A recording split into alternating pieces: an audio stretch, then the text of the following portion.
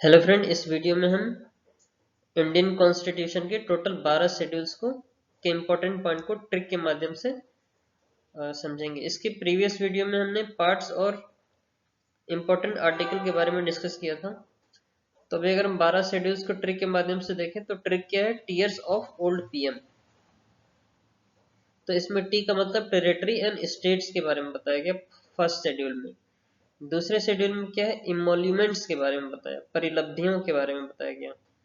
फिर तीसरे शेड्यूल में अफर्मेशन और ओथ, शपथ और प्रतिज्ञान के बारे में तीसरे शेड्यूल में मेंशन है। फिर उसके बाद फोर्थ शेड्यूल में राज्यसभा और उसके सीट का एलोकेशन के बारे में बताया गया। और पांचवें शेड्यूल में शेड्यूल एरियाज है। सिक्स शेड्यूल में क्या है? Tribal areas. सेवेंथ शेड्यूल काफी इंपॉर्टेंट है, इसमें फेडरल लिस्ट के बारे में बताया गया। एट शेड्यूल काफी इंपॉर्टेंट है, ऑफिशियल लैंग्वेज। और नाइन शेड्यूल सबसे ज्यादा इंपॉर्टेंट है, इसमें लैंड रिफॉर्म के बारे में बताया गया। एट्थ और नाइन्थ ये दोनों ही काफी इंपॉर्टेंट शेड्यूल्स हैं हमारे इंडियन कॉन्स्टिट्यूशन के। तो एट्थ शेड्यूल में हमारे ऑफिशियल लैंग्वेज क्या रहेगी उसके बारे में वर्णन है। और नाइन्थ शेड्यूल में लैंड रिफॉर्म के बारे में बताया गया। टेंथ शेड्यूल डिफेक्शन लॉ है। 52nd amendment act 1985 defection. और उसके बाद 11th शेड्यूल में पंचायत के बारे में बताया गया। 73वां 73rd अमेंडमेंट एक्ट, 73वां संविधान संशोधन 1992 में हुआ था, तो उसमें पंचायत को जोड़ा गया था 11th शेड्यूल में।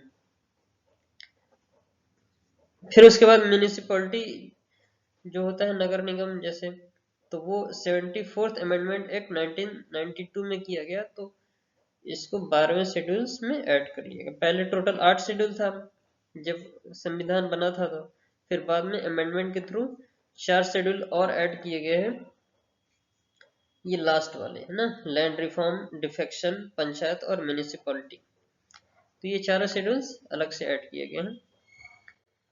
तो सबसे पहले पहले शेड्यूल की बात करते हैं। तो इसमें हमने देखा ही था कि contains the name of states and union territories. जितने भी स्टेट्स हैं उनके नेम और यूनियन टेरिटरीज के बारे में बताया गया। उसके अलावा territorial jurisdiction of states is also included. Second schedule में क्या है?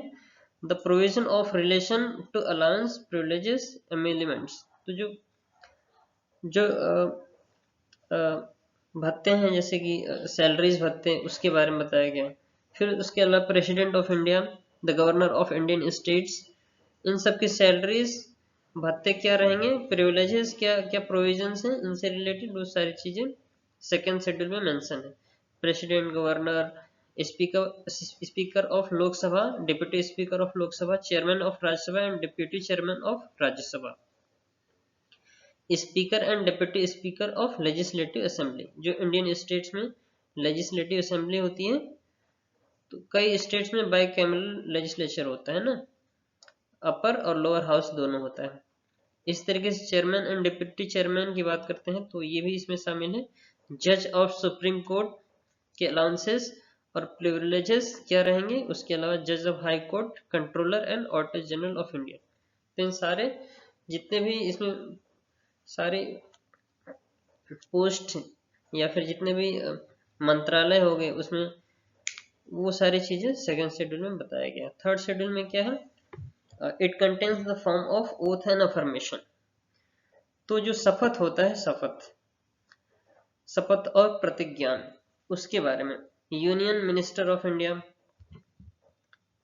The candidate of parliamentary election, member of parliament, MPs के जो शपथ होंगे, जज ऑफ सुप्रीम कोर्ट शपथ लेता है, the controller and auditor general of India, state ministers, state legislature election candidates, ये सारी चीजें थर्ड शेड्यूल में। अच्छा, ये ठीक है। तो यही सारी चीजें दूसरे वाले स्लाइड, दूसरे वाले पेज में भी सेम थिंग है।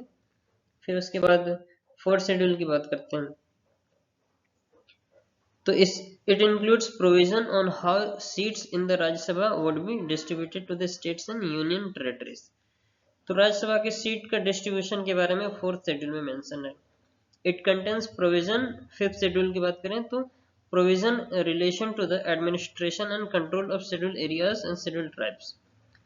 तो शेड्यूल एरियाज और शेड्यूल ट्राइब्स जो जनजाति होते हैं उसमें एडमिनिस्ट्रेशन कैसे होगा, क्या रिलेशन रहेगा, उसके बारे में 5th शेड्यूल में मेंशन है। फिर उसके बाद 6th शेड्यूल में क्या है, it contains provision in relation to the administration of tribal areas in the state of Assam, Meghalaya and Tripura and Mizoram. तो इसमें क्या बताया गया है, it contains provision in relation to the administration, जो प्रशासनिक कार्य है ट्राइबल एरियाज में असम, मेघालय और त्रिपुरा और मिजोरम, तो वो 6th शेड्यूल में बताया गया। इसके बाद 7th शेड्यूल में क्या मेंशन है, तो इसमें 3 तरह के लिस्ट मेंशन है, यूनियन, स्टेट और कंकरेंट लिस्ट। 8th शेड्यूल में आप देखिए सारी लैंग्वेजेस के बारे में बताया गया है ना, 22 लैंग्वेज है इंडिया में, वो सारी असमी, बंगाली, बोडो, डोगरी, गुजराती, हिंदी, कन्नड़, कश्मीरी, कोंकणी, मैथाली, मलयालम, मणिपुरी, मराठी, नेपाली, ओरिया, पंजाबी, संस्कृत, संथाली, सिंधी और तमिल, तेलुगु, उर्दू। तो ये सारी जो भाषाएं हैं 8th शेड्यूल में, इसमें इंग्लिश को भी बाद में ऐड किया गया था। तो 3 list, union list, state list और कंकरेंट लिस्ट, ये हमारे 8th शेड्यूल में। फिर उसके बाद 9th शेड्यूल की बात कर लेते हैं। तो it deal with the states acts as a, 9th schedule में क्या है, acts and regulation passed by the state legislature related to the land reforms. हाँ, तो इसमें लैंड रिफॉर्म, जमींदारी से रिलेटेड जो कानून रहेंगे वो 9th शेड्यूल में बताया गया। 10th शेड्यूल में क्या है, provision related to anti-defection law, that is member of parliament and state legislature can be disqualified on the ground of defection। तो डिफेक्शन का मतलब यहाँ पे एक तरीके से जो पद होता है वो डिस्क्वालीफाई कैसे होता है, तो उसके बारे में 10th शेड्यूल में मेंशन। फिर उसके बाद 11th शेड्यूल की बात करते हैं। तो 11th शेड्यूल में क्या है, 29 matters related to the power, authority and responsibility of panchayat. तो जो पंचायत के प्रावधान हैं, क्या पावर्स रहेंगे, मैटर्स क्या रहेगा, एडमिनिस्ट्रेशन, रेस्पॉन्सिबिलिटी ऑफ अथॉरिटीज, तो ये सारी चीजें 11th शेड्यूल में मेंशन है। फिर उसके बाद लास्ट शेड्यूल जो 12th शेड्यूल है, इसमें क्या है, 18 matters related to the power, authority and responsibility of municipalities. तो इसमें म्यूनिसिपैलिटी के बारे में बताया गया है 12th शेड्यूल में। So this is all about in this video. Thanks for watching. Thank you so much.